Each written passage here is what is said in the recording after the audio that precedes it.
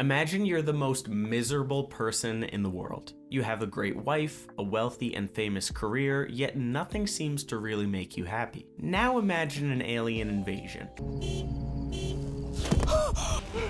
What the hell is wrong with you people? Tell me what it is. So you can join us.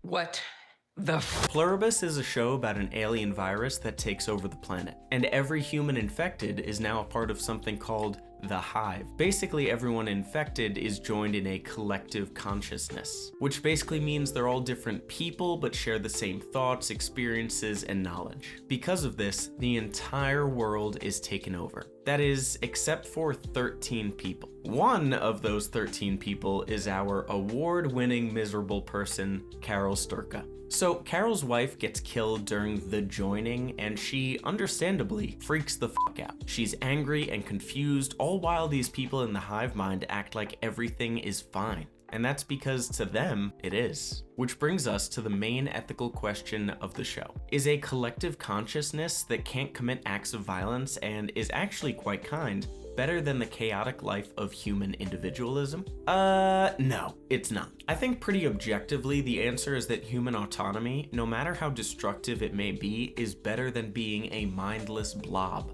These people in the hive mind didn't choose to be there. There was no consent. These people lose their personality, their humanity, what makes them who they are. Sure, there's no violence, but these people in the hive can't even get food for them to survive because even grabbing an apple is off limits. These people live to serve. They can't even consent to having sex with one of the 13 surviving humans. What kind of life is that? And yet, some characters in the show are perfectly okay with doing this. They don't view the takeover as a horrifying invasion, but rather an opportunity, or potentially even worse, simply ignore it. The Air Force One scene is a perfect example of this, when we see how various characters aren't exactly jumping at the opportunity to save the world. Kumba sees this as a dream, where he can do whatever he wants whenever he wants. Have sex with whoever, drive or stay wherever, it's a hedonist's dream. The others, like Lakshmi, still have their families, yet her husband and son aren't really them anymore.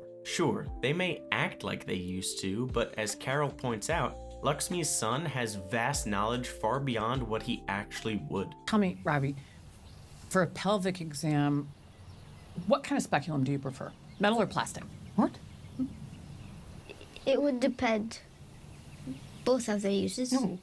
But, I mean, you probably wouldn't do a palpation, right? You know, not with those tiny little fingers. How dare you? Since all the other survivors act like nothing is actually wrong, Carol freaks the fuck out and actually calls them traitors. But here's what makes this situation even more complicated. The Hive is low-key awesome. Not to be a part of, God no, but as a companion, yeah. See, Carol begins to see this the more she interacts with Zosha. She learns that the Hive has emotions and is negatively or positively impacted by her actions. The Hive is honest, even to a fault, and has a vast knowledge that it is more than happy to share. Carol ends up falling for the Hive, or in her specific case, Zosha. Is it just because she's lonely? Is it because the Hive is a great companion? Or is it just because Zosha's hot? Who's to say?